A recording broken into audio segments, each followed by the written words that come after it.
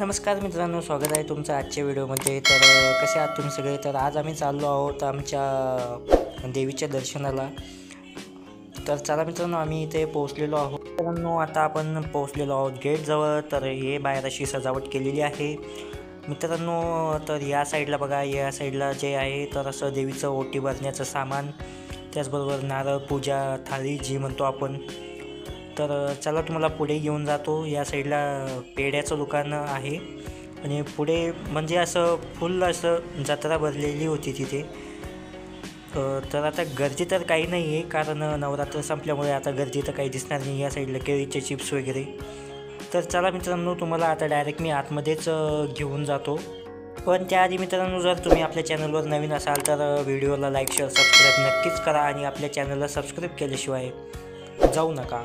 Video आवडल्यास like, share, subscribe नक्कीच करा। तर मित्रांनो, इकडं पण थोडं सजावटीचं म्हणजे असं दुकान लागलेले होते।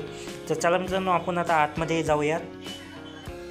तर मित्रांनो, आतमध्ये आल्यावर सर्वप्रथम इथे जे तर गेट लागतं, गेटच्या आतमध्ये गेल्यानंतर हे जे आहे तर पुढं होम केलेलं आहे। तर मित्रांनो, हे जे मंदिर आहे हे जाफराबाद तालुक्यातील देऊळगाव उगले या गावामध्ये आहे आणि ही जी देवी आहे ही महाकाली मंगलादेवी म्हणून ओळखल्या जाते। तर मित्रांनो, ही देवीचं असं काही स्वरूप होतं। तर मित्रांनो, आता हे मंदिराचा परिसर आहे आतमधला।